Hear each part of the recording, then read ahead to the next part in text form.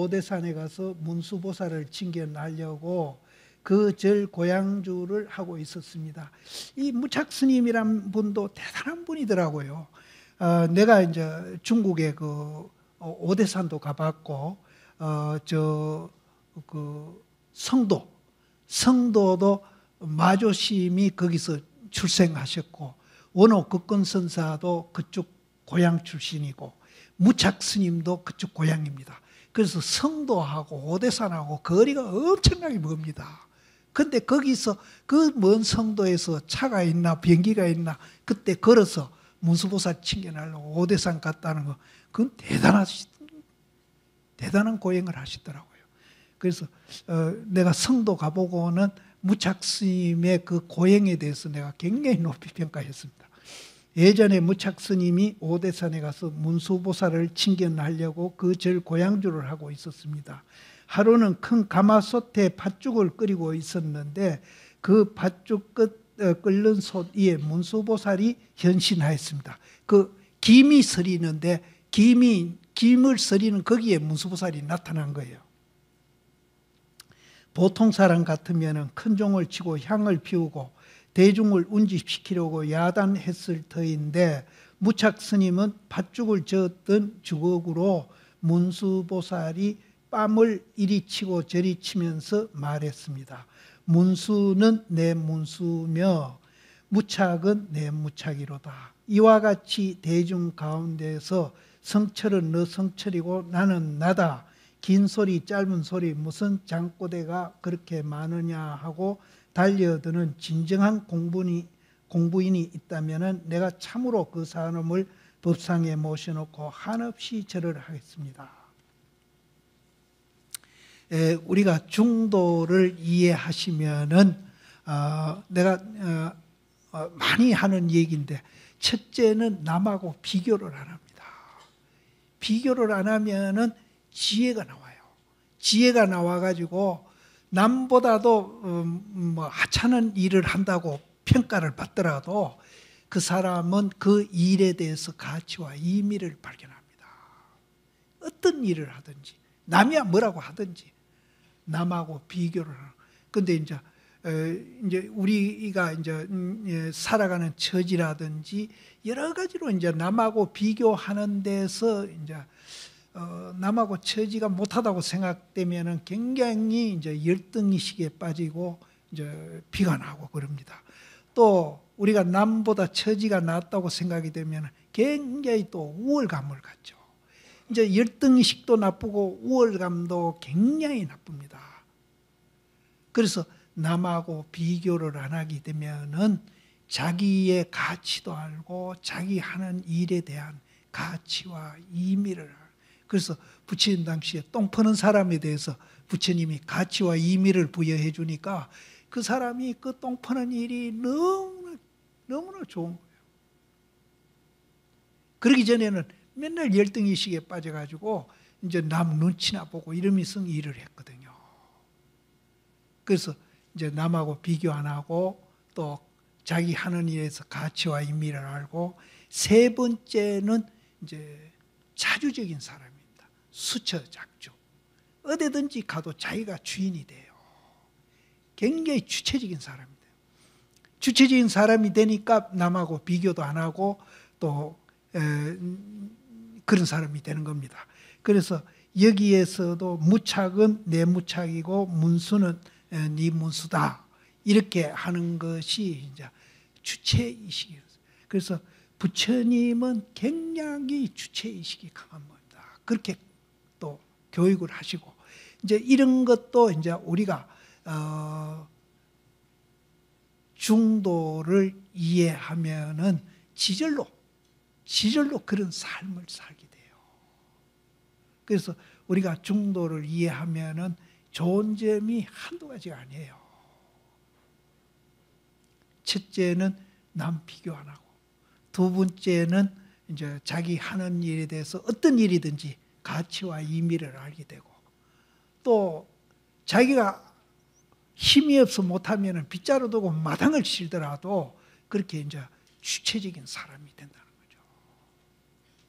이게 이제 굉장히 사실 개개인도 굉장히 중요한 일이지만은 국가로 보더라도 굉장히 중요한 일입니다. 그래서 여기에서는 이제 문수는 내 문수고 무착은 내 무착이다 하는 이 말이 이제 주체적인 삶을 살아라 하는 이 얘기입니다.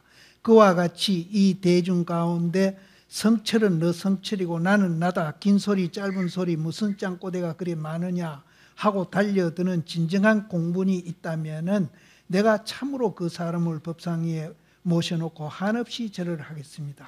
그런 무착 스님의 기계가 참으로 출격장부이며 시퍼렇게 살아있는 사람입니다. 내 밥 내 먹고 사는 사람들인데 어째서 남의 집 밥을 국을 하느냐 말입니다. 부디 내 밥 내 먹고 당당하게 살아야 합니다. 그럼 옆에 사람 돌아보지 말을 하냐 이런 이제 생각도 할 수 있는데 제 생각은 그렇습니다. 그러면 이제 내 밥 먹고 내가 당당히 살아가는데 내가 여유가 좀 생겼다. 그러면은 자기 일 못하는 분이 있잖아요. 이런 분은 또 우리가 도와줘야죠. 도와주고 또 자기 일을 할 수 있는 사람이라도 우리가 이제 그냥 공짜로 주지 말고 뭔가 그 사람이 일을 하고 먹고 살게끔 도와주는 거. 이거는 이제 그 사람을 주체의식을 심어주는 거니까 그거는 좋은 일이죠. 이제 그래서 정치하는 분들은 이 국가 정책을 만들더라도 이런 주체성 있고 자립심이 있는 사람으로 이제 모두 삶을 살도록 그래야 당당해지니까 이제 정책을 만들고 정치를 하셔야 된다. 이런 얘기고 국민들은 그런 분을 또 정치가로 뽑아야 되고 또 국민들도 그렇게 이제 정치하는 분들이 그렇게 안 하더라도 우리 스스로 그렇게 하면은 이제 또 우리가 좋은 사회로 또 가는 겁니다. 예. 그래서 불교에서는 주체의식을 굉장히 강조를 합니다. 예. 어느 문자를 익히는 것뿐만 아니라 육도 만행을 닦아서 정각을 성취하는 것이 어떠냐고 흔히 수자들이 나에게 묻습니다. 거기에 대해서 앳조사 스님들이 많이 말씀하셨습니다. 육도 만행은 우리가 보살행하는 겁니다. 아까 얘기했듯이 육도 만행을 닦아 성불하려고 하는 것은 송장을 타고 바다를 건너가는 것과 같다. 죽은 송장을 타고 어떻게 바다를 건너합니까? 그럼 육도 만행 가지고는 절대 성불할 수 없다 그랬잖아요. 그런데 이것은 이제 그 뒤에 조금 읽어보면 이해를 하실 겁니다. 육도 만행을 닦아 성불하려 하는 것은 송장을 타고 바다를 걸어가는 것과 같다고 했다. 어떤 바보 같은 사람이 송장을 타고 바다를 건너갈 것입니까? 육도 만행이 보살행으로서 아무리 좋다고 하지만 이것으로는 자기 자성을 깨치지 못한다는 것입니다.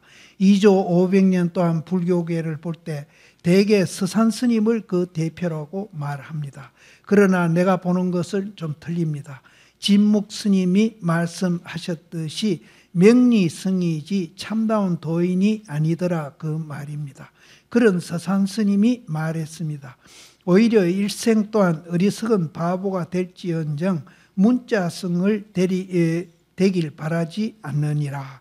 그럼에도 불구하고 서산스님의 문집이 여러 권 있는 것은 어찌된 일입니까? 그러나 이런 결심이 있었기 때문에 서산스님의 문집이 후세에 전해 내려오는 것입니다.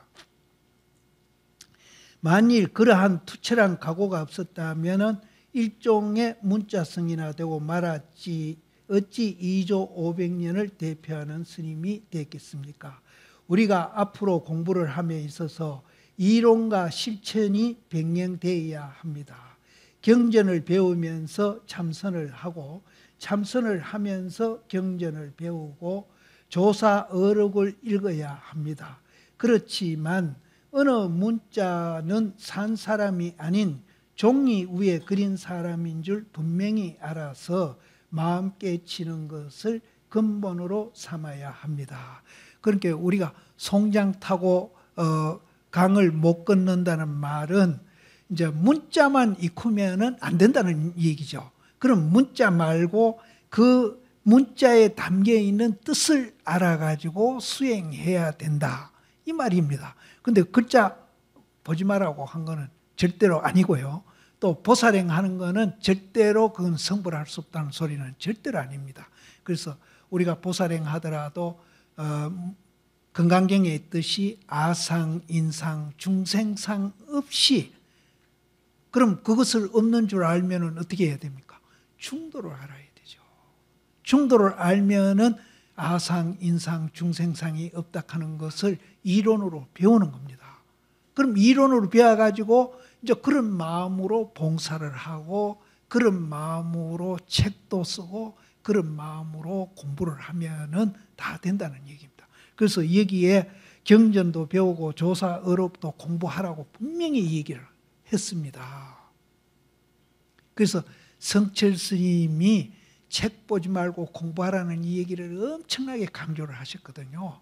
그럼 오해하는 분들은 성철 스님이 책 보지 마라 해놓고 왜 책은 그렇게 많이 만들어놔?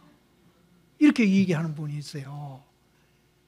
그럼 이 문자를 보고 거기에 집착해서 이제 하지 마라 이 소리지, 문자를 보고 그 의미를 알아가지고 그 의미에 의해서 입각해서 수행하라. 참선을 하더라도 참선을 하고, 이제 보살행을 하더라도 보살행을 하고, 경전을 보더라도 경전을 보고, 이렇게 모든 수행을 해라. 염불도 거기에 들어갑니다. 그런 뜻이지 절대로 문자를 보지 마라 소리는 아니었다. 그럼 문자 보지 마라 그러면은 이 책도 태워버려야 됩니다. 그래서 우리가 67년도에 이 백일법문이 강의가 됐는데, 그 67년도 겨울입니다. 이 백일법문 강의한 게 겨울인데, 그해 여름인강 봄에 설림회 창립법회가 행사서 있었어요. 그때 그 창립법회에 저도 갔었는데 성철스님이 법문을 하셨습니다. 성철스님이 법상에 올라가 법문을 하시는데, 덕산스님 얘기를, 중국의 유명한 덕산스님 얘기를 하면서, 덕산스님이 그 해상에는 일주일마다 그 이제 대청소를 해요. 대청소를 해가지고 요만한 글자라도 나오는 것은 무조건 마당에 다 쌓아합니다. 글자는 용납이 안 돼요. 그 도량에는. 그럼 마당에 쌓아놓고 이제 불을 질러버려요. 일주일마다. 그 얘기를 하셨거든요. 그러니까 성철스님 그 책 분량이 몇 차 되지 않습니까? 그때 장경각 만들어 놨죠. 그 위에. 그러니까 향곡심이 밑에 앉았다가 법문하는 중간에 저 위에 백년함 책 다 태워야 되겠네 이러시거든요. 그러니까 모든 대중들이 웃었죠. 오늘 웃듯이. 그러니까 성철스님이 조금도 당황 안 하시고 열여나 불착 쓰지 마 이랬거든요. 연꽃이 물 위에 떠가 피도 물에 적지 않잖아요. 나는 책을 보더라도 문자를 보는 게 아니다는 거죠. 나는 아무리 책을 보더라도 책 안 보는 도리로서 책을 보는 것이지, 그 문자에 집착해가지고 뭐 지식이나 암기하고 뭐 이러려고 보는 건 아니다라는 소리죠. 그래서 두 분이 그런 법문을 하시는데 참 보기가 좋았어요. 그게 이제 67년도 여름인강 봄인강 그럴 겁니다. 근데 이 책은 67년도 겨울에 100일 동안 법문하신 겁니다. 여기 대중 가운데서도 여러 가지로 공부를 하는 사람이 있을 것입니다. 염불이나 주력을 하든지 또는 경을 보아 삼매를 성취하여 성불한다는 등등. 그러나 무엇보다도 화두를 참고하는 것이 성불하는 지름길이라고 조사 스님들은 다 말씀합니다. 그러니 이 법회 동안에는 누구든지 의무적으로 화두를 해야겠습니다.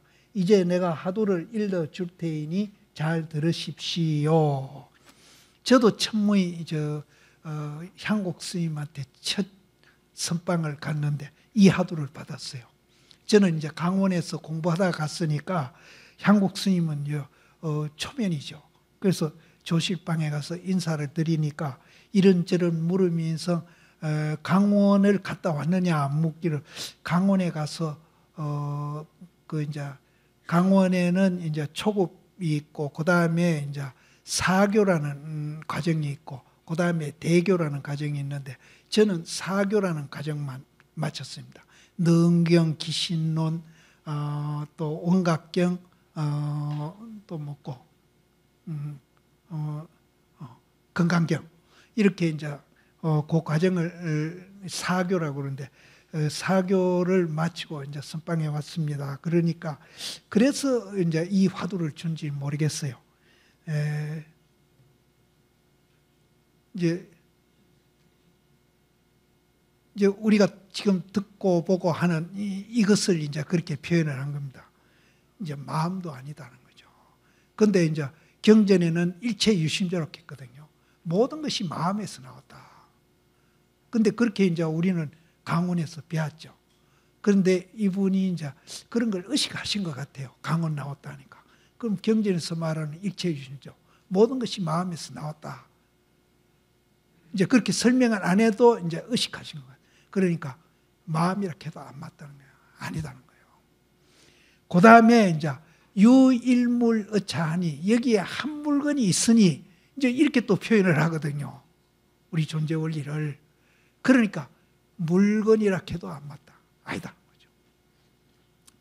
그 다음에 우리가 제일 많이 이 얘기하는 것이 부처라는 얘기를 쓰잖아요. 우리가 다 부처다. 못 깨달아서 그렇지 우리는 다 부처다.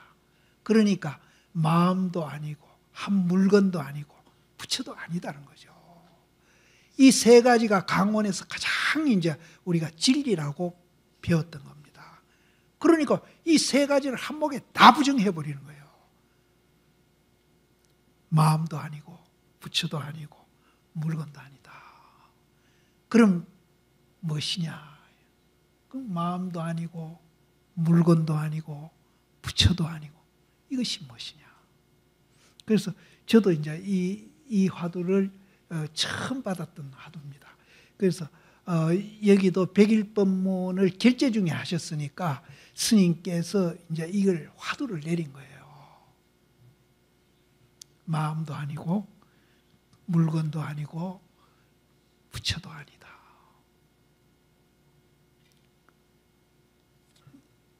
이제 이거를 화두를 하셔도 좋습니다. 그런데 우리가 이제 여러 가지 수행 가운데에 화두 공부가 이제 이게 믿음만 이제 이게 가면은 화두 공부가 제일 편리하고 또 하기도 좋고 또 이거는 시간과 공간을 이제 필요로 하지 않는 공부거든요. 어디든지. 단점이 뭔고 하면은 의심이 이제 잘 안 된다는 거죠. 의심만 되면은 이것만큼 빠르고 지름길이고 시간과 공간의 제약을 안 받고 할 수 있는 공부가 이것만큼 좋은 공부였습니다. 그래서 의심도 자기가 이제 불교에 대해서 안 되는 이유가 불교에 대해서 정말로 이제 우리 아까 이제 중도 이름이 중도지 우리는 이제 중도의 내용을 이제 사실은 잘 모르고 있거든요. 그래서 그 중도를 우리가 이제 체험하는데 가장 이 화두가 사실은 좋은 방법입니다. 그래서 참선을 이제 나도 권하고 싶어요. 권하고 싶은데 이게 안 되는 분은 아까 제가 얘기한 대로 염불도 가능하고 봉사도 가능하고 또 이 경전을 보면서 이해를 이제 자꾸 깊이 해 가는 거 이것도 이제 공부는 됩니다. 여러 가지가 있는데 여러 가지 한목에 다 하려면은 이것도 저것도 안 되니까 한 가지를 선택해서 하는 것이 좋은데 제 개인적으로는 이제 참선을 권하고 싶습니다. 그래서 여기 성철 시인도 이 강의 도중에 이제 이 화두를 이제 권하신 겁니다. 그렇게 하시고 아까도 이제 내가 의심이 문제라 했는데 의심만 되면은 화두라는 객관 대상하고 의심하는 내하고 하나가 돼요. 나중에 하나가 되면은 이제 거의 가깝게 그 체험하는 그것이 가깝게 오는 겁니다. 그때 이제 이 화두하는데 가장 이제 어려운 것이 의심이 잘 안 되는 거. 그 의심이 잘 안 되는 이유도 있습니다. 이 공부에 대한 믿음이 부족해가지고 안 되는 수도 있어요. 그래서 내가 이제 여기서 중도라는 공부를 해가지고 이 우리 존재가 중도로 됐다는 그런 믿음만 이제 조금 키워가시면은 이 화두하는 데도 굉장히 도움이 되실 거라고 생각을 합니다. 이 화두 공부가 사실은 참 좋습니다. 시간과 공간에 절대 제약을 안 받으니까. 그리고 우리가 이제 마음을 굉장히 안정시키는 데도 도움이 되고요. 그래서 뭐 꼭 굳이 이 화두 아니더라도 다른 화두들이 뭐 지금 1700개가 있거든요. 그래서 화두가 참 많아요. 1700개가 있는데 이제 그 중에 이게 하나입니다. 그래서 이 화두를 공부하는 동안에 이제 한번 의심을 해 보시는 것도 이제 연습 삼아 해 보시는 것도 이제 도움이 될 겁니다. 그래서 마음도 아니고 물건도 아니고 또 부채락하는 것도 그것도 이름일 뿐이지 그것도 아니다는 거죠. 그러면은 무엇인가? 마음도 아니고 물건도 아니고 부처도 아닌 이것이 무엇인가? 이렇게 이제 해보시라고 권하고 싶습니다. 내가 일러준 이 화두의 뜻을 바로 알면 부처가 되고 조사가 되고 자성을 바로 볼 수 있는 것입니다. 여기서 말하는 자성이 이제 굉장히 의미가 있는 거죠. 흔히 이 화두의 뜻을 잘못 알고 마음이라 하면 어떻고 물건이라 하면 어떻고 부처라 하면 어떠냐 하는데 그런 것이 아닙니다. 우리가 무엇을 하든지 어느 때 어느 곳에든지 늘 마음속에 이것이 무엇인고 하고 의심을 지어가야 하는 것입니다. 다만 지금까지 자기가 참고하는 화두가 있는 사람은 그 화두를 놓치지 말고 더욱 간절한 의심을 지어가야 할 것입니다. 앞에서 무착스님이 문수보살을 칭견한 이 얘기를 했는데 문수보살이 무착스님에게 설한 법문입니다. 누구나 잠깐 조용히 앉아 있으면 항아사 모래알같이 많은 칠보탑을 만드는 것보다 낫다. 칠보탑은 필경 부서져 티끌이 되거니와 한 생각 깨끗한 마음은 바른 깨달음을 이루니라. 부처님 당시에도 마음을 깨치는 방법을 경행과 자선을 가르치셨습니다. 그리고 기회 있을 때마다 선정을 익혀라고 간절하게 말씀하셨습니다. 선정은 앉아있든지 서있든지 말할 때나 말하지 않을 때나 마음이 오로지 한 곳으로 모이는 것을 말합니다. 아까 제가 잠깐 말씀드렸지만은 이제 천무인은 이제 대상이 있어가지고 우리가 무슨 수행을 하는데 대상이 있으면 주관객관이 벌어져가지고 시작이 되죠. 그럼 이제 조금만 깊이 들어가면은 그 주관과 객관이 무너져가지고 하나가 되는 거예요. 그것을 여기서 말하는 선정이고 흔히 우리가 말하는 삼매가 됩니다. 그런데 그 선정이 우리를 이제 내라는 그 집착을 굉장히 이제 완화시켜줘. 내라는 집착. 그러니까 우리가 이제 탐진치가 일어나는 거는요, 내라는 집착이 강하면 강할수록 더 강한 사람일수록 탐진치가 강합니다. 그래서 우리가 선정에 들어가서 주관객관이 없는 그런 상태에 들어가서 그런 것을 이제 자꾸 경험을 쌓아가면은 자기도 모르게 이제 탐진치도 굉장히 이제 완화돼 가면서 마음이 이제 탐진치가 없어지면 없어지는 것만치 내 마음이 편안해지고 남한테 비교 안 하고 또 자기 하는 일에 대해서 남이야 뭐라하든지 하잘것없는 일을 하더라도 자기는 그 일에 대해서 가치와 의미를 알면서 굉장히 또 자주적인 사람이에요. 자주적. 그럼 자주적인 사람이 되면은 인정머리도 없고 막 지원차 많은 거 아닌가? 절대로 그런 사람. 너무나 자비스럽고 인정이 있고 이러면서 자기가 이제 자주적인 사람. 그럼 이제 처사님들이 그렇게 되면은요, 집 청소도 잘하고 다 잘합니다. 그리고 보살님들은 이제 그런 사람이 되면은 가정에서 살림하는 자체가 얼마나 이제 남하고 비교 안 해요. 이 일이 얼마나 가치가 있다는 걸 알아요. 그럼 가치 있는 일을 하면은 정말로 재미가 있죠. 콧노래가 나오고. 이제 이런 것들이 우리가 이제 공부하는 효과고, 그 효과를 즐김으로 해서 오히려 이제 공부가 더 깊이 또 들어가고, 이런 상승작용. 선정을 앉아 있든지 서 있든지 말할 때나 말하지 않을 때나 마음이 오로지 한 곳으로 모이는 것을 말합니다. 이게 이제 주관객관이 없어지는 거예요. 부처님께서 오로지 경행과 자성만을 가르치시고 다른 방법이 없었으니 우리들은 오직 참선을 하여야 할 것입니다. 그러면 여기에서 앞에 말한 임재 스님과 덕산 스님에 대해서 잠시 언급할까 합니다. 두 분 스님은 예로부터 조사 스님들 가운데서도 영웅이라고 칭송받은 분입니다. 임재 스님은 처음 황백 스님에게 와 있으면서 수행의 태도가 순수하고 열심이었습니다. 그때 수자로 있던 목주 스님이 감탄하여 비록 후배이기는 하나 대중과는 다른 바가 있구나 말하였습니다. 이 목주 스님이 대단한 분이었어요. 목주 스님이 운문 스님 다리를 뿌지를 뿌린 분이었어요. 당신이 토굴에 있으면서 대문은 어지가 이제 좀 크게 실하게 만들었던 것 같아요. 그래서 문을 똑똑 두드리고 누구냐고 물으면은 문을 빼꼼히 열고 누구냐고 물으면은 아무개입니다 하고 대답을 하면은 대답하는 게 시원찮으면은 사정없이 문을 쾅 닫아버리고 문을 안 열어주는 분이었어요. 그래서 운문 스님이 몇 번 가서 이제 거기 안에 들어가 보지도 못하고 문전박대를 당했거든요.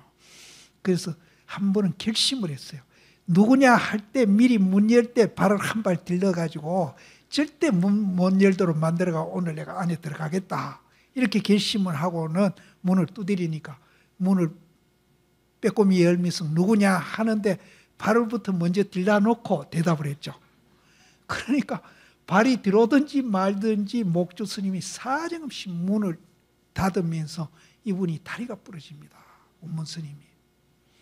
그러면서 아야 하고 비명을 지르면서 운문 스님이 깨달아요. 이 목주 스님이 굉장한 분이에요. 그래서 임재 스님 밑에서 이제 제일 이제 수자, 그러니까 그 해상에서는 이제 교육받는 분 중에서는 제일 높은 분이죠. 수자로 있었는데 임재 스님이 그때 이제 와서 3년을 따는데 임재 스님이 너무나 순수하고 공부하려고 열심히 하시니까 이제 목주 스님이 이제 임재 스님을 황백심한테 보내가지고 도인을 만들려고 하는데 목주 스님께서 감탄해가지고 비록 후배이기는 하나 대중과는 다른 바가 있구나 말하였습니다. 그리하여 임재 스님께서 물었습니다. 상자는 여기 온 지가 몇 년이나 되는가? 3년 있었습니다. 그러면 황백 스님께 가서 법을 물어본 적이 있는가? 없습니다. 무엇을 물어야 할지도 모르겠습니다. 이거 보면은 우리보다도 더 못한 거예요. 우리는 그래도 가서 물을 줄은 알거든요. 근데 임재 스님은 물을 줄도 몰라는 이런 멍충이에요. 그래서 여기 있는 분들도 임재 스님이 공부를 뭐 많이 해가 깨달은 게 아니에요. 이렇게 멍충해도 됐는데 여기 계시는 분은 지금 백일법문이라도 보고 있잖아요. 그렇게 멍청한 건 아니거든요. 그러니까 얼마든지 우리는 또 할 수가 있죠. 너는 어찌하여 황백 스님에게 가서 어떤 것이 불법에 적적되이 긴요한 뜻입니까? 한문으로 하면 적적되이 긴요한 뜻입니까? 불법이 무엇입니까? 한마디로 말해서 불법이 무엇입니까? 하고 물어보라는 거죠. 물어보지 아니하느냐. 그 말을 듣고 임재 스님이 황백 스님에게 가서 그렇게 물었는데 묻는 소리가 끝나지도 않았는데 황백 스님이 갑자기 몽둥이로 20대나 때렸습니다. 임재 스님이 몽둥이만 맞고 내려오니 목주 스님이 물었습니다. 엿주러 간 일이 어떻게 됐느냐? 제가 엿주는 말이 채 끝나기도 전에 조실 스님이 갑자기 때리시니 그 뜻을 제가 알 수가 없습니다. 그러면 다시 가서 엿주어라. 그 말을 듣고 임재 스님이 다시 가서 엿주니 황백 스님은 또 몽둥이로 때렸습니다. 이와 같이 3번 가서 3번을 다 몽둥이만 맞고 말았습니다. 임재 스님이 와서 목주 스님에게 말했습니다. 다행히 자비를 입어서 저로 하여금 황백 스님에게 가서 문답케 하였으나 3번 여쭈어서 3번 다 몽둥이만 시컷 맞았습니다. 인연이 닿지 않아 깊은 뜻을 깨칠 수가 없음을 스스로 한탄하고 지금 떠날까 합니다. 3번 가서 3번 두드려 맞고 황백 스님하고 나하고 인연이 없는가 보다. 그래서 다른 데로 떠나야 되겠다. 이렇게 이제 목주 스님한테 말씀을 드리니까 목주 스님께서 내가 만약 갈 때는 황백 스님에게 인사를 꼭 드리고 떠나라. 네가 3년 동안 황백 스님 밥을 얻어먹고 살았으니까 A로라도 가서 인사를 하고 가거라. 임재 스님이 절을 하고 물러가서 목주 스님은 황백 스님을 찾아가서 여쭈었습니다. 그래 놓고는 목주 스님이 또 황백 스님한테 가서 중간 역할을 하시는 거예요. 스님께서 법을 물으러 왔던 저 후배는 매우 법답게 수행하는 사람입니다. 만약 하직 인사를 드린다고 오면은 방편으로 그를 제접하여 이후로 열심히 공부하게 하면 한 그루 큰 나무가 되어 천하 사람들을 위해 시원한 그늘이 되어 줄 것입니다. 목주 스님이 미리 가서 임재 스님 오기 전에 미리 이제 잘 이제 지도를 해 주십시오 하고 부탁을 드린 거예요. 임재 스님이 와서 하직 인사를 드리니 황백 스님이 말씀하셨습니다. 다른 곳으로 가지 말고 너는 고안 개울가 대우 스님에게 가거라. 반드시 너를 위해서 말씀해 주실 것입니다. 그래서 황백 스님이 고안 대우 스님한테 찾아가라고 한 것은 이제 그것도 이제 의미가 있습니다. 왜냐하면은 선지식이 되면은 선지식의 요건 중에 뭐가 들어가는가 하면은 상대편의 근기를 봐가지고 그 근기에 맞게끔 법을 쓰는 거. 이런 전문가가 이제 전문가가 되면 그런 요건이 갖춰져야 한다. 그래서 황백 스님이 이제 임재 스님을 60번이나 몽둥이로 때렸죠. 때려도 못 깨달으니까 대우 스님한테 가면은 임재 스님이 깨달을 확률이 굉장히 많다는 걸 보시고 대우사로 이제 보내신 거예요. 근데 그 임재사 있는 데하고 고안 대우사하고 지금 정확한 거리는 모르지만 거리가 상당히 멀어요. 그래서 임재 스님이 걸어가면서 굉장히 분해했잖아요. 60방을 무조건 때렸으니까. 그 분한 마음이 화두가 된 거예요. 왜 내가 불법 적적대의를 물었는데 왜 황백심이 나를 때렸을까? 화두가 된 거예요. 그래서 대우사에 가서 인사를 드리니까 대우 스님이 네 어디서 왔노? 황백심한테 왔습니다. 그러니까 황백심이 요즘 무슨 법문을 하더노?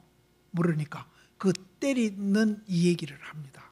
내가 불법 적적대의를 물었는데 무조건 몽디로 나를 두드려 패는데 내가 뭘 잘못했는지 무슨 허물이 있어서 나는 불교를 물을 건 뿐인데 왜 나를 그렇게 두드려 패는지 이유를 모르겠다고, 내가 무슨 허물이 있어서 나를 때린지 모르겠다고. 그렇게 굉장히 이제 임재 스님이 이제 조금 붕괴도 하고 이제 그거는 분심에 의해 가지고 그 몇 달을 걸어가면서 계속 왜 때리냐고 생각을 했습니다. 그게 화두입니다. 그게 화두예요. 그래서 이제 그렇게 생각을 했는데 거기 가서 첫 마디가 황백심이 내가 무슨 허물이 있는데 나를 그렇게 때렸습니다.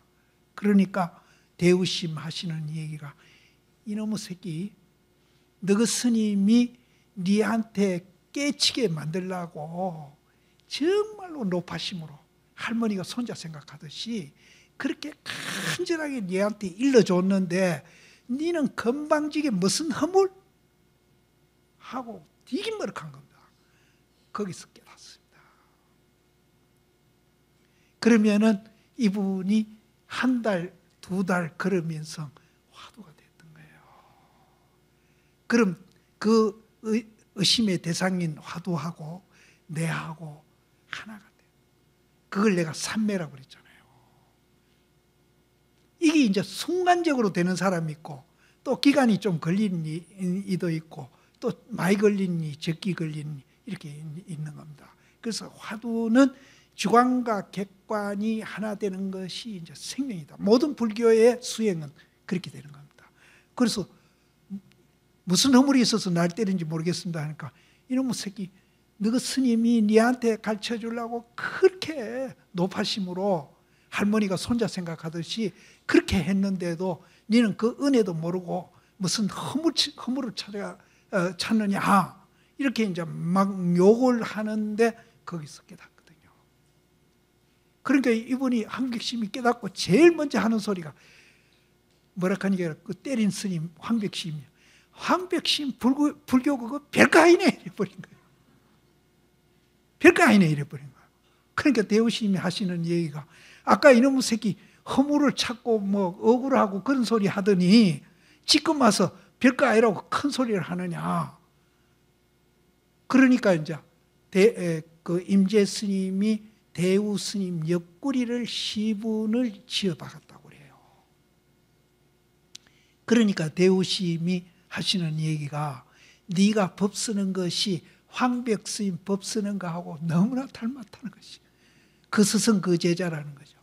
그래서 너는 스승이 황백 스님이니까 내한테 와서 깨달았다 하더라도 황백 스님이니까 황백 스님한테 가서 네가 제자가 되라 돌려보냅니다. 요새 같으면 막 자기 제자 만들려고 해야 돼. 그 가풍이 달라요. 가풍이. 그래서 이제 돌아가는 거예요. 돌아가서 이제 몇 달 만에 돌아오니까 황백심이 마당을 거닐다가 그 두드러 팬 그 제자가 돌아오거든요. 돌아오니까 이제 황백심도 그 걸음걸이라든지 그 행동 거지를 보고 뭔가 낌새를 알아채신 거죠. 그래서 이제 확인을 하시는 겁니다. 뭐라고 하시냐면 이놈의 새끼 그렇게 왔다 갔다 하면은 공부는 언제 하느냐. 그러면서 욕을 했어요. 그러니까 임재 스님이 하시는 얘기가 여기는 그 얘기가 없습니다. 제가 이제 만들어서 스님께서 이제 그 때려준 것도 자비잖아요. 그 알량한 자비 때미로 내가 몇 달 걸려가지고 그 대우스님한테 다리 품 팔고 왔습니다. 아까 본래 깨쳤다는 얘기하고 상통하는 얘기입니다. 거기 다리 품 안 팔아도 내가 본래 그렇게 존재하고 있는데 스님께서 쓸데없이 날 두드러 패고 그쪽에 갔다 오라 그래가지고 쓸데없이 다리 품 팔고 오느라고 이렇게 늦었습니다. 그러니까 황백심이 하시는 얘기가 이제 다리 품 팔았다고. 그럼 네가 뭘 받건데 그렇게 큰 소리를 하느냐. 그러니까 이제 대우심 찾아가서 일어났던 일, 그거를 이제 이 얘기를 합니다. 이 얘기를 하니까 이제 대우심이 인정해주고 가라 그래서 왔다는 그 얘기를 합니다. 그러니까 황백 스님 하시는 이 얘기가 그놈의 새끼, 이제 대우심을 욕하는 겁니다. 그놈의 새끼 나무 상자를 베려놨다는 거죠. 그러면서 내가 다음에 대우를 만나면은 가만히 안 놔두고 또 뺨을 후리치겠다. 아이, 공부시켜주고 인가까지 이제 거의 해가지고 돌려보낸 스님을 자기 상자 안 하고 돌려보내주는 것만 해도 우리 같으면 고마운 스님인데 쓸데없는 소리 해가지고 사람 별이 났다는 거예요. 그래서 다음에 만나면은 내가 가만히 두지 않고 뺨을 후려치겠다. 그렇게 하니까 임재 스님이 받아서 뭔 소리를 하는 거예요. 그때까지 기다릴 건 뭐 있습니까? 초록이 동색이라고 스님이나 대우스님이나 뭐 똑같지 않습니까 이게요.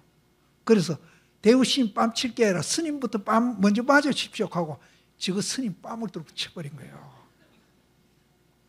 굉장히 불경하죠. 우리가 외형적으로 볼 때는 스승의 뺨을 때렸으니까 굉장히 불경한데 황백심이 너무나 기쁜 거예요. 그럼 왜 뺨을 쳤고 왜 쓸데없는 이제 공부를 가르쳤다 하고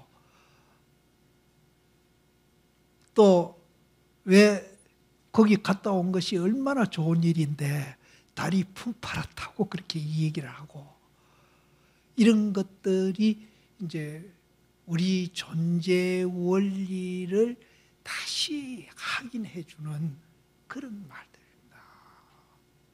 근데 겉으로 보면은 굉장히 이거는 정말 잘못된 일들을 한 거예요. 스승 뺨을 때리지 않나, 욕을 하지 않나. 근데 그분들은 정말로 이제 그 내용으로 볼 때 너무나 이제 이분들은 이제 기쁜 마음에서 스승상자 간에 이제 그 법을 갖고 이제 스승상자라는 걸 떠나가지고 한바탕 이제 그 법을 보인 거예요. 그래서 다리풀을 전체는 못할 것 같고 일부 이제 중도에 들어갈 것 같은데 실제는 먼저도 말씀드렸지만은 여기 앞에서 서두에 대한 불교는 깨달음의 종교다. 이제 이렇게 이제 성철 스님이 정의를 하셨는데 그 깨달음은 이제 뭘 깨달았느냐 하면은 방금 입증했던 그 내용을 깨달았고 그 내용을 이제 우리가 또 알면은 지절로 중도를 알게 됩니다. 그래서 부처님은 사실은 중도를 깨달은 거예요. 중도를 깨닫고 그 깨달음을 바탕으로 해서 생활을 해보니까 너무나 행복하신 거예요. 굉장히 행복한 거예요.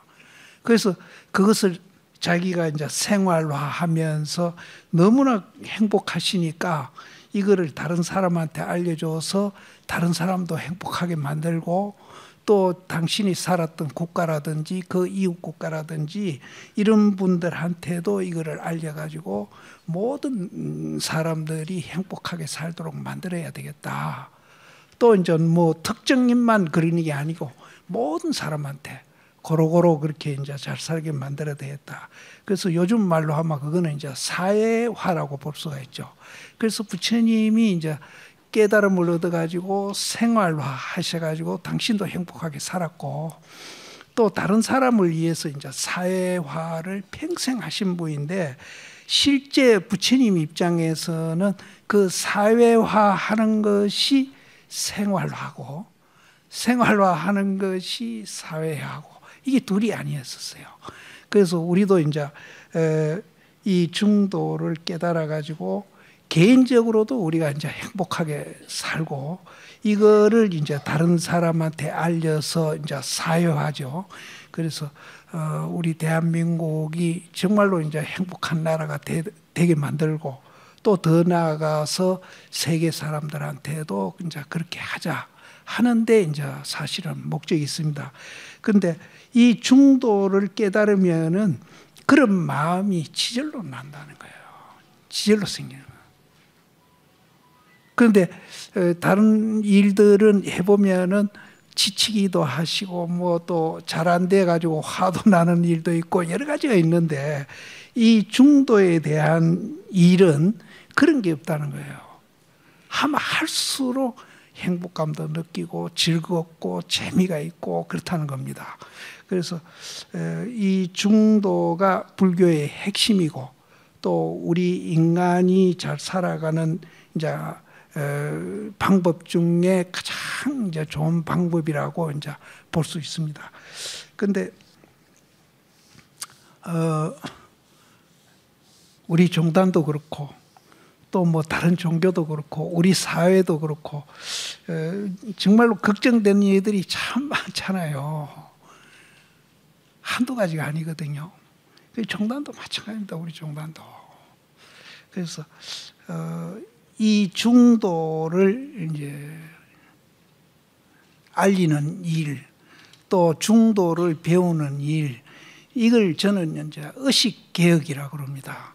그래서 이거를 정말로 부지런히 이제 우리가 해야 개개인의 이제 사람들도 모두 다 행복해지고, 또 우리 종단이 자체만 우리가 잘하는 게 아니고 그런 영향을 미쳐가지고 이제 사회 여러 이제 계층에서 정말로 이제 그 중도를 모르고 니다 내다 있다 없다 좋다 나쁘다 이렇게 갈라놓고 갈등하는 그런 것을 없애는 일을 이제 우리가 해야 진정한 이제 그런 행복의 길로 나아갈 수 있다라고 생각하는데, 과연 그런 일을 우리가 부지런히 하고 있느냐. 선뜻 제가 하고 있다고 큰 소리를 못 드리는 것이 이제 솔직한 제 개인의 이제 답입니다.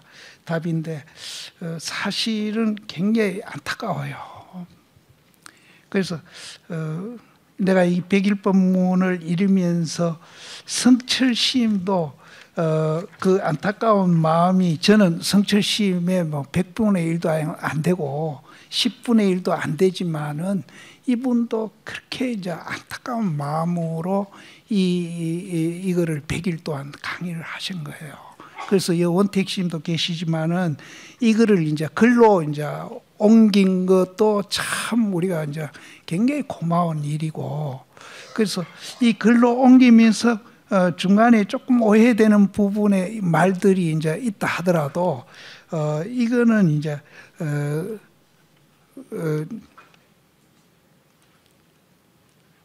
옮기는 과정에 이 굉장히 많은 분량을 압축해서 옮겼기 때문에 이제 그런 것도 나올 수 있었지 않나 하는 생각도 합니다.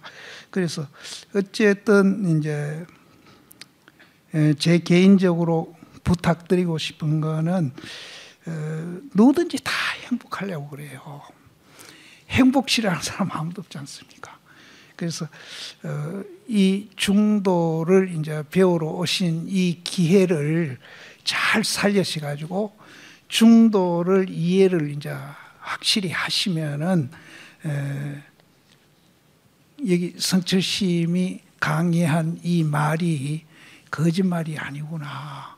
저는 이제 그거를 100% 증거는 못했어도 그것을 저는 이제 체험은 조금 한 사람이니까 그렇게 생각을 하실 수 있습니다. 그래서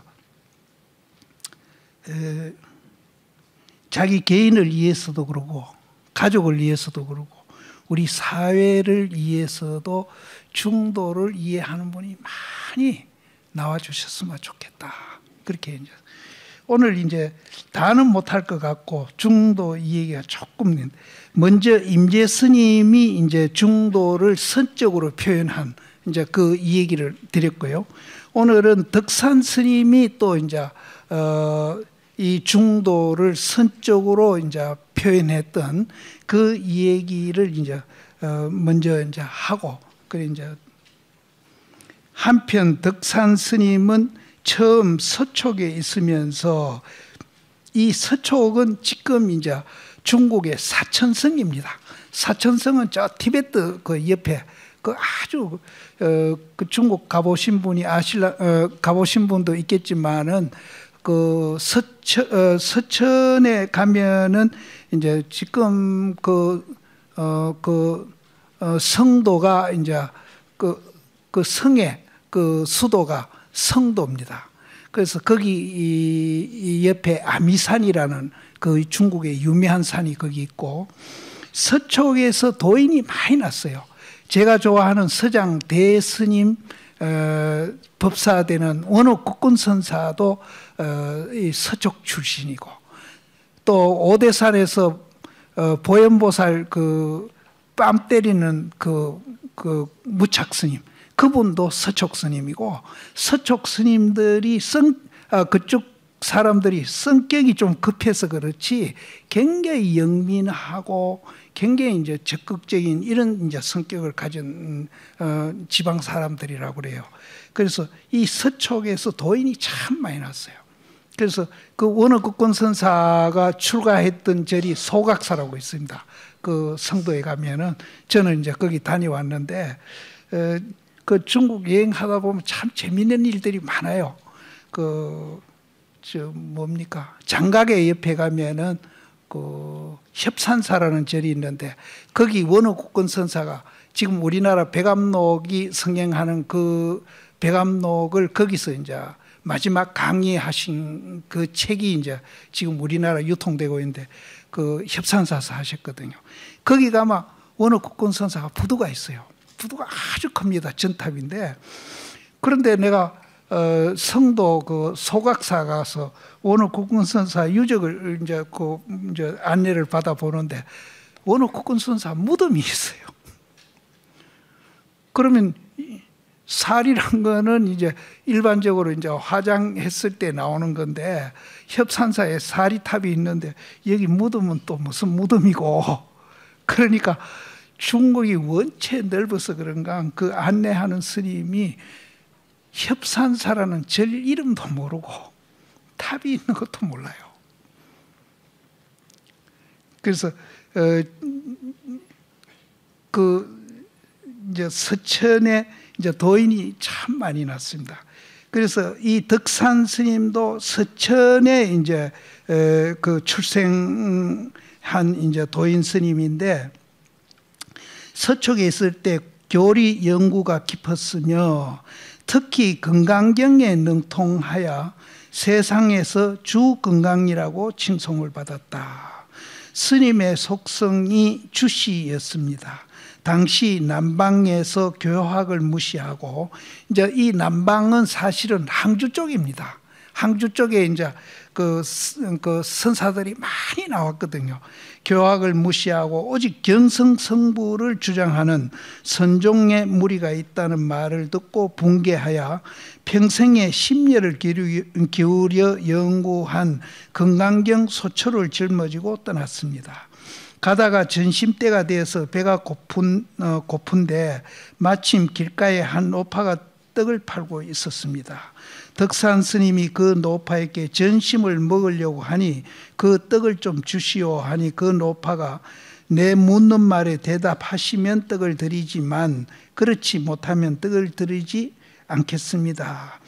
여기서 이제 전심때가 됐다고 그러는데 우리도 이제 낮에 먹는 밥을 전심이라고 얘기하는데 실제는 이 전심이란 말은 간식이란 뜻이에요.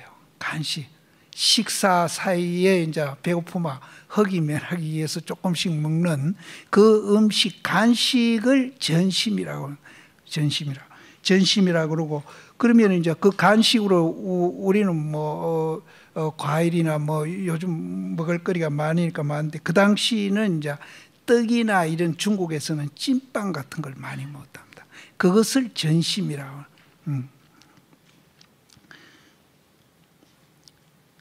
내 묻는 말을 대답하시면 떡을 드리지만 그렇지 못하면 떡을 드리지 않겠습니다라고 하니 덕산 스님이 그러자고 하였습니다. 노빠가 물었습니다.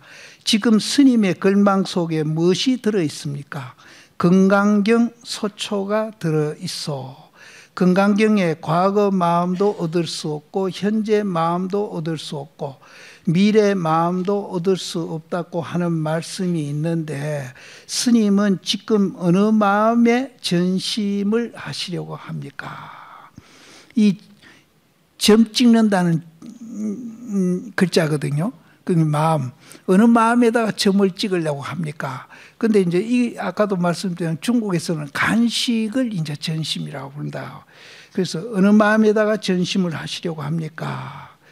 전심 먹겠다고 하는 말을 빌어 이렇게 교모하게 질문했습니다. 이 도련한 질문에 덕산 스님은 아무 말도 할 수 없었습니다. 자기가 지금까지 그렇게도 금강경을 거꾸로 이루고 뭐로 이루고 모르는 것이 없다고 생각했는데 이 떡장수 노파의 한마디에 모든 것이 다 달아나 버렸습니다. 그래서 노파에게 물었습니다. 이 근방에 큰 스님이 어디 계십니까? 이리로 가면 용담원에 성신선사가 계십니다. 전심도 먹지 못하고 곧 용담으로 성신선사를 찾아갔습니다. 오래전부터 용담이라고 말을 들었더니 지금 와서 보니 용도 없고 못도 없구만요. 용담사에 가서 성신 스님을 만나가지고 덕산 스님이 또 이제 노파한테 혼도 난 분이 또 용담 스님한테 이제 사실은 객기를 또 부린 겁니다. 그래서 그 용담이란 말은 용용자고 못담이거든요. 용이 못에 살지 않습니까? 그리고 와보니까 못도 없고 용도 없네요 하고 물으니까 용담 스님이 참으로 자네가 용담에 왔구만. 근데 이 덕산 스님이 용도 없고 못도 없다 하는 것은 이 스님 이름을 이제 빌려가지고 이 스님한테 이제 객기를 부렸는데 이 객기 부린 거는 외형적인 연못과 외형적인 용을 이제 이렇게 질문을 했어요. 여 와보니까 용담사라 하더니 못도 없고 용도 없네요. 이렇게 이제 외형적인 거를 질문을 한 거예요.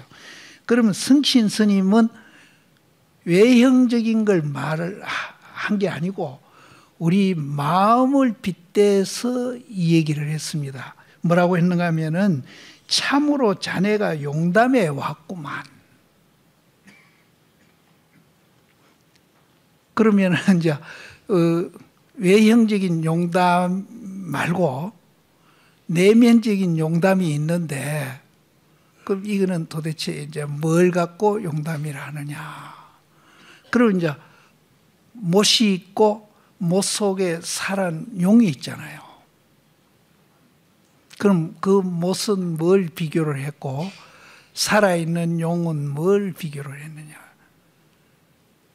그러니까 우리가 중도를 선적으로 이제 이해한 분은 이제 이렇게 이제 외형적인 용담을 이제 물어도 내면의 목과 용을 그냥 주저없이 척척 이렇게 대답을 하시는 거거든요. 제가 논리적으로 이해되도록 설명을 딱 드렸으면 좋겠는데 그럼 바깥에 못 말고 또 바깥에 용 말고 그럼 내 안에 있는 그런 못하고 용은 그럼 뭘 말해요? 용은 뭡니까? 살아 움직이는 거잖아요. 못은 뭡니까? 이 정도 힌트만 주면 그래도 조금은 이해를 하실 건데요. 자네가 용담에 왔구만. 그러니까 여기서 이 소리만 듣고 깨달았으면은 뭐 바로 이제 깨달을 수가 있는데 덕산 스님이 그렇게 이제 경전을 많이 보고 당신 나름대로 일가견을 잃고 정말로 이제 자기도 이제 불교에 대해서 많이 안다고 자부하는 분인데도 이런 말을 이해를 못했어요. 그러자 또 주 건강은 할 말을 잊어버렸습니다. 그때부터 성신 스님 밑에서 공부를 하였는데 이 선이 그래서 참 재미가 있는 겁니다. 저는 논리적으로 불교 설명하는 것보다도요 이 선적으로 표현하는 게 그렇게 재미있어요. 보세요. 와보니까 못도 없고 뭐 용도 없네 이러니까 자네가 진짜 연못과 용이 사는 곳에 와 있다는 거죠. 와 있는 게 아니라 그렇게 살고 있다는 거죠. 그러니까 이 선으로 이제 하는 것이 좀 허황하고 뭐 논리적이지 못하니까 이게 이제 뭐 수수께끼 하는 것도 아니고 이런 이제 생각을 하실 수 있는데, 정말로 이런 말에 이해도 생기고 이제 조금 불교를 이런 말로 통해서 조금씩 이제 이해를 하신다든지 깨달음으로 간다면은 이런 논리적으로 된 책들은 정말로 밋밋하고 아무 재미가 없어요. 정말로 맛이 나는 겁니다. 진짜 맛이 나는 거예요. 또 이런 것들이 내 생활을 변화시키고 내 생각도 변화시키고 그 변화된 생각과 생활이 또 너무나 재미가 있고 행복감도 느끼고 그런 겁니다. 그래서 사실은 선이 참 이제 이렇게 체험하게 논리적으로 이해하는 게 아니고 우리 몸으로 체험하게 만드는 이제 그런 방법이기 때문에, 그래서 선을 이제 자꾸 이제 선이 최고다 하는데, 선이 최고다 하는 분은 또 선을 모르는 분이에요. 선은 모든 사람이나 모든 존재에 보편되어 있지, 그거는 최고도 없고 최하도 없어요. 다 그렇게 되어 있는 거예요. 그래서 선이 최고다 해가지고 목에 어깨 힘주고 남 무시하기나 남 깔보면은 그건 선하고 거리가 먼 사람. 그러자 또 주건강은 할 말을 잊어버렸습니다. 그때부터 성신 스님 밑에서 공부를 하였는데 하루밤이 깊도록 성신 스님 방에서 공부하다가 자기 방으로 돌아오려고 방문을 나서니 밖이 너무 어두워 방 안으로 다시 들어갔습니다. 그러니 성신 스님이 초에 불을 켜서 여기는 그냥 초라고 그랬는데 이제 백암록이나 이런 데 보면은 지촉이라고 그랬습니다. 지는 종이 지자 촉. 우리가 어릴 때 보면 할아버지가 그 문종이 이제 방문 바르고 남은 것 가지고 이렇게 비벼 가지고 촛물 입혀서 이렇게 이제 불 이렇게 어두울 때 이렇게 켜고 하시는 거 우리도 어릴 때 봤거든요. 그게 지촉이 아니겠나. 그래서 여기에도 촉 아니고 지촉이에요. 지촉을 이렇게 밝혀가지고 밖이 너무 어두우니까 신발이라도 찾아서 가거라고 지촉을 밝혀준 거예요. 주고 덕산 스님이 받으려고 하자 곧 성신 스님이 촛불을 혹 꺼버렸다. 불을 꺼버렸어요. 이때 덕산 스님이 화련히 깨쳤습니다. 그리고 성신 스님에게 절을 올리니 용담 스님이 물었습니다. 너는 어째서 나에게 절을 하느냐? 이제부터는 다시 천하 노하상들의 말을 의심하지 않겠습니다. 그럼 여기서 이제 아까는 용담을 갖고 이제 중도를 표현을 하셨어요. 근데 요번에는 이제 초 갖고 표현을 하시는 거예요. 그럼 불을 밝혔어요. 불을 밝혔는데 그 촛불을 받으려고 하는데 불을 팍 껐어요. 끄면은 어두워지잖아요. 캄캄하게 어두워지죠. 거기에는 뭐 방 안에 있는 도구 같은 것도 볼 수 없고 아무것도 볼 수 없죠. 또 심지어 용담 스님도 못 보고 나도 못 보고. 뭘 표현하시는 겁니까? 이런 일상생활을 통해서 이제 중도를 깨달아가는 거예요. 근데 그럼 우리는 왜 안 됩니까? 그럼 우리는 이 도에 대해서 요만치도 관심이 없거든요. 그러니까 우리 일상생활에 주변에 그런 일들이 굉장히 일어나고 있는데도 그냥 지나치는 거예요. 그냥 지나요. 그것을 관심을 갖고 우리가 화두를 들고 공부를 한다기나 또 중도를 이해를 해가지고 중도적인 삶을 살려고 일상생활에 노력한다기나, 이런 분은 이런 경우를 만나면은, 이 경우 말고도 뭐 굉장히 많습니다. 이런 경우를 만나면 맞아, 이것이야 바로, 이렇게 깨닫는 거예요. 이런 경험 우리 다 있잖아요. 방에 불이 켜 있는데 갑자기 전기가 탁 나가버리잖아요. 그 경우하고 똑같은 겁니다. 그럼 거기는 니다 내다 가구다 뭐 아무것도 모르죠. 그래서 내가 자꾸 선에 대한 선전을 하는데 정말 이 선이 참 재미가 있습니다. 그래서 우리가 이런 일상생활을 통해서 깨닫는 거, 이것이 이제 진짜 내게 되는 거예요. 논리적으로 이제 내가 이해하고 실천하는 것은 이제 내게 돼가는 이제 연습을 하는 거죠. 내게 돼가게끔 그거를 이제 노력하면서 연습을 하고 있는 건데, 이런 일을 통해서 딱 이렇게 깨닫는 거, 이거는 이제 정말로 이제 이게 내게 되는 겁니다. 너는 어째서 나에게 절을 하느냐? 이제부터는 다시 천하 노화상들의 말을 의심하지 않겠습니다. 이 덕산 스님이 경전이나 이런 거 안 보고 남방에서는 무식한 선사들이 이제 도인이 됐다고 이제 큰 소리들 하니까 내가 혼내주겠다 하고서 내려온 거거든요. 그래서 이제 여기서 이제 자기가 깨닫고 나서 이제부터는 다시 천하 노화상들의 말을 의심하지 않겠습니다. 그 다음날 덕산 스님이 금강경 소초를 법당 앞에서 불살라 버리고 말했습니다. 사실은 불살라 버릴 안 해도 되거든요. 있는 그대로 중도지, 또 무아공이라 한다고 뭐 불살라가 없애고 이런 건 없애가지고 공이 아니거든요. 있는 그대로 중도고 공이라는 거죠. 근데 세상 사람은 이제 없애라 그러면 막 불태워 없애든지 막 그래 하거든요. 그 다음날 덕산 스님이 금강경 소초를 법당 앞에서 불살라 버리고 말했습니다. 모든 현변을 다 하여도 마치 트럭 하나를 허공에 드는 것과 같고, 세상의 추기를 다 한다 하여도 한 방울의 물을 큰 바다에 던지는 것과 같다.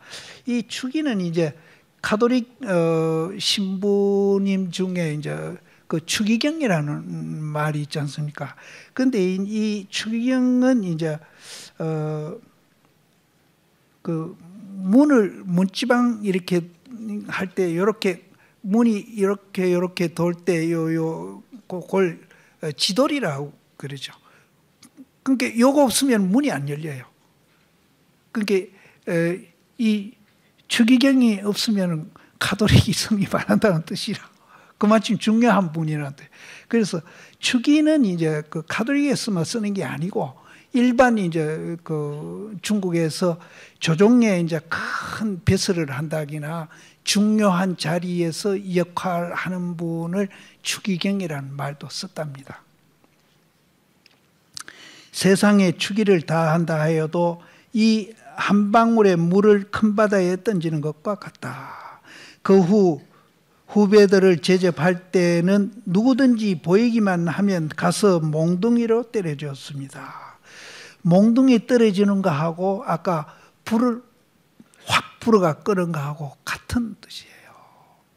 그래서 이 몽둥이 때린다 하니까 생각나는 분이 있는데, 저 김형옥 도울, 그분이 이제 그 백암록을 강의했어요.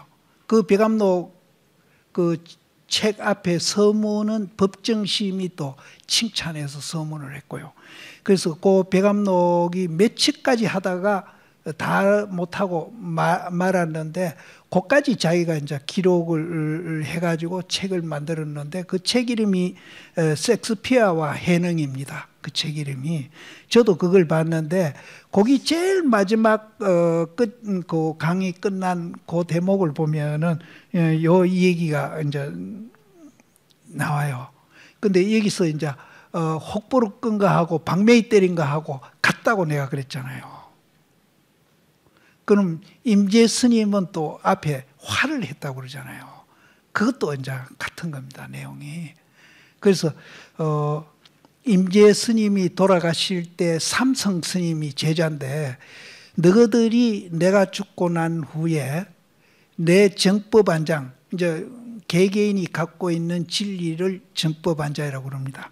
이 정법안장을 잘 개성 발전을 해야 된다, 이렇게 이제 말씀을 하니까 삼성 스님이 돌아가시더라도, 이 세상에 안 계시더라도 스님의 그 정법안장을 우리가 유지 발전을 잘 하겠습니다, 그렇게 대답을 했어요. 그러니까 이제 임재 스님이 삼성 스님한테 묻기를, 그러면 내가 죽기 전에, 내가 죽었다고 가정하고 다른 사람이 니를 찾아와 가지고 임재 스님의 정법 안장이 어떤 것이냐 하고 물으면은 한번 시험 삼아 대답을 한번 해봐라. 내가 죽기 전에 잘 유지 발전한다 그랬으니까 해봐라 하니까, 이 삼성 스님이 임재 스님 하는 방법대로 막 화를 한 거예요. 그러니까 이제 임재 스님이 반응이 어떻게 나오는가 하면, 이 빌어먹을 망아지 새끼가 내 정법 안장을 멸해버렸네, 이렇게 대답하신 거예요. 그러니까 도리 그분이 뭐라 그러는가 하면은, 삼성 스님이 임재 스님 제자가 돼가지고 아무것도 모르면서 임재 스님이 화를 하는 흉내를 냈기 때문에 잔뜩 꾸정을 들었다, 그 반대거든요. 그 반대라요. 이 빌어먹을 망아지 새끼가 내 정법 안장을 진짜 멸해버렸네.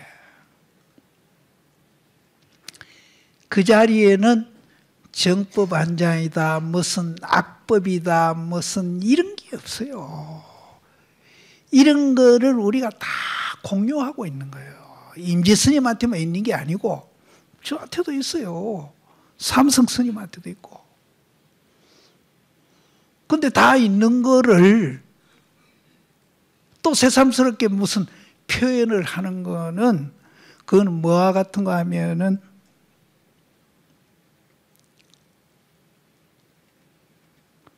거기 부처님은 49년 동안 자기가 법문해놓고 돌아가실 때에 나는 한마디도 안 했다라고 표현하는 거예요. 그래서 우리한테 다 있는데 네가 굳이 또 다시 되풀이해서 화할 것이 뭐 있느냐. 그러면 그 말이 이제 꾸짖는 말이지만은 그걸 역으로 뒤집어버리면은 니한테도 그걸 있는 것을 알고 있구나라는 말하고 같은 소리예요. 그래서 이제 부처님도 49년 설법을 하시고 한마디도 나는 안 했다, 이렇게 표현을 하시고, 또 내가 49년 동안 설법한 것은 전부 다 진리를, 아까 주기 현변을 하시놓고는 마구니 설을 했다, 이렇게 표현합니다. 그래서 이 삼성 스님도 이제 화를 알고 했죠. 알고 했는데 아무리 알고 하고 깨달았다 하더라도 부처님이 49년 동안 설법한 것이 마구니 설이고 거짓말이듯이 본래 우리가 갖춰져 있는 그 입장에서 보면은 그건 다 헛짓이라는 거죠. 그래서 이제 임재 스님이 이 빌어먹을 망아지 새끼가 내 정법 안장을 멸했네 하는 칭찬하는 소리예요. 꾸짖는 소리가 아니에요. 그래서 삼성 스님이 임재 스님 후계자가 돼가지고 정말로 활발히 그 활동했던 분이거든요. 그런데 그거를 꾸짖는 말이다.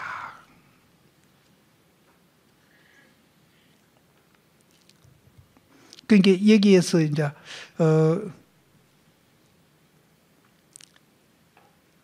앞에 임재 스님도 나오고 덕산심이 이제 활하는 거나 임재심이 활하는 거나 이제 덕산심이 방 때리는 거죠.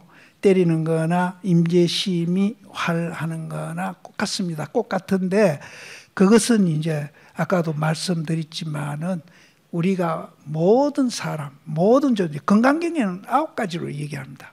본래 그렇게 존재하고 있는 겁니다. 근데 우리가 본래 그렇게 존재하고 있는데 지금 우리는 그것을 모르고 있는 거예요. 그래서 지금 이제 이런 글이나 책을 통해서 무엇을 만드는 게 아니고 있는 것을 발견하시라는 겁니다. 그래서 활을 하기나 방을 하기나 이거는 손가락이에요. 그럼 손가락 따라 보십시오. 저 위에 뭐 풀이 있잖아요. 그래서 부처님은 이제 이 불을 이제 달로 이제 얘기했죠. 달을 보라고 가르치는 것이 49년 동안 설법하신 거고, 또 그 후대의 모든 도인들이 이제 활을 하시기나 방망이를 하시기나 뭘 하시기나 그것도 이제 이 달을 보라고 손가락을 가르치는 것이다. 그걸 진리로 보면 이것을 이제 불교에서는 방편이라는 말을 씁니다. 그래서 오늘 우리도 이제 중도 이 얘기하는 거는 이 손가락을 통해서 자기 부처를 이제 보라는 거죠. 뭐 자기 부처라 해도 좋고 자기한테 있는 중도를 보라는 겁니다. 그래서 덕산 스님이 법 쓰는 것을 비유하여 비오듯이 몽둥이로 때린다고 평하였습니다. 그리고 일주일에 한 번씩 대중방을 뒤져 책이란 책을 모조리 찾아내어 불살라 버리고 하였습니다. 이와 같이 우리도 참선에 신심을 내어 자성을 바로 깨치도록 노력합시다. 그럼 이분이 심심해서 책을 뒤져가지고 불살낸 게 아니거든요. 이 손가락을 없애고 바로 달을 보라는 거죠. 이제 오늘부터 이제 중도 사상이 나옵니다. 그래서 이 중도 사상을 통해 가지고 우리가 이제 이것도 이제 손가락이니까 다행히 달을 보시면은 참 좋고요. 혹시 달을 못 보는 분이라도 이해라도 하셔야 이제 여기 와서 몇 시간 앉아서 이제 이 얘기 들은 그런 이제 값을 하시는 겁니다. 깨달으시면 참 좋고 이 손가락을 통해서 못 깨달으시더라도 이해라도 이제 하시면은 깨달음에 가는데 굉장히 이제 가까이 가고 또 가는데 이제 그것이 하나의 길잡이가 될 수 있다. 이렇게 이제 중도 사상을 하는데 그 앞에 이제 이 얘기가 참 많이 나오는데 이 얘기를 이제 제 실력으로는 다 풀어서도 이 얘기할 수도 없고 이제 이런 것이 있다는 것만 알고 이거 아는 것이 중요한 게 아니고 우리가 중도하는 것이 중요하니까 그렇게 아시고 제가 이제 일러가겠습니다. 교학에서의 중도 사상. 앞에 두 분은 선으로서 중도 사상을 보인 겁니다. 그러면 이제 교학으로서 중도 사상은 어떤 것인가? 이걸 이제 성철 스님이 말씀을 하시는데 왜 이 말씀을 하시는가 하면은 교학으로서의 중도를 우리가 이해하면은 앞에 두 분의 법문에서 나오듯이 선으로서의 중도를 이해하는데 굉장히 도움이 되기 때문에 성철 스님도 교학으로서의 중도를 먼저 설명을 하신 겁니다. 앞에서도 말한 바와 같이 불교는 다른 종교와는 달리 그 교리 내용이 복잡다단합니다. 다른 종교의 소위 경전은 간단하지만 불교의 소위 경전은 팔만대장경이라 하는 방대한 전적이 있습니다. 그 속에서도 어떤 때는 이런 방편을 어떤 때는 저런 방편을 말씀하셔서 얼핏 보면 서로 모순도 있는 것 같고 갈피를 잡기 어렵습니다. 여기 이제 이런 방편 저런 방편 이제 쓰다 보면은 모순되는 것도 같고 그걸 갈피를 못 잡는다 그러는데 요거 두 개도 정리를 하면은 이런 방편을 쓰십니다. 이런 방편. 이게 이제 인도의 용수보살이 태어난 이후에 무착세친이란 분이 이런 방편을 썼어요. 이걸 보면서 손 전체를 봐라. 이걸 보면서 손등도 봐라는 거죠. 이거를 유식이라고 합니다. 유식. 요 뒤에 나옵니다. 유식이라고. 이런 방편. 그런데 이분보다 한 1세기 앞에 살았던 용수는 기원전으로 이제 살았던 분입니다. 요걸로서 이제 또 불교를 이해해 가거라. 이거는 이제 공을 이해해 가지고 요거를 맞아 이해해 가는 그런 이제 공부 방법. 근데 요걸 자꾸 얘기하다 보니까 사람들이 허무에 떨어져요. 요걸 이제 이해해가 요거까지도 맞아 보고 중도를 이해해 가지고 삶을 잘 살아라고 하는 건데 또 여기에 집착하다 보니까 허무에 자꾸 떨어져요. 그러니까 이제 무착세친이란 분이 나와가지고 허무에 떨어지니까 안 되겠다. 이걸로서 또 이제 불교를 이해해 가는 방법을 제시해야 되겠다 해가지고 이거를 가르친 거예요. 그러니까 부처님은 이거 둘 다 했습니다. 부처님 선종에서 말하는 삼처정심이 있거든요. 삼처정심이 있는데 제일 먼저 이제 가습이 오니까 자기 옆자리를 내줘가지고 이제 그거를 다자탑전의 반분자라는 이제 화두인데 이거를 그거는 이제 자기 옆자리를 이제 비워줘서 가습을 앉게 해가 깨닫게 만드는 그 법문인데 이거를 이제 제시해가지고 깨닫게 한 방법이고요. 이것 말고 또 부처님이 연꽃을 들어가지고 가습존자가 웃게 했다 그랬잖아요. 여마미소. 그거는 이제 이거를 제시해가지고 이 둘은 중도로 말합니다. 이거를 깨닫게 만들었고 부처님이 마지막 돌아가실 때 곽시상부라 해가지고 곽 밖으로 이제 발을 내 보이신 적이 있어요. 가습이한테. 그거를 곽시상부라 하는데 그거는 이거와 이거를 합해가지고 이제 보여가지고 이제 깨닫게 하는 그런 방법을 쓰셨습니다. 그래서 그 후대 사람들도 이 방법으로 이제 불교를 논리적으로 설명해서 깨닫게 했고 또 이 방법으로 또 논리적으로 설명해서 깨닫게 했고 또 이거와 이거를 이제 동시에 보여가지고 깨닫게 하는 방법도 했어요. 그래서 지금 뒤에 나오는 거는 요 세 개 속에 다 들어갑니다. 그래서 이제 성철심 강의한 내용을 우리가 이제 지금 강의를 하고 있으니까 성철심이 종종될 때에 산은 산이고 물은 물이다 한 본문을 하셨거든요. 그럼 그거는 어디에 해당하느냐 하면은 이거 두 개를 다 보이신 본문이에요.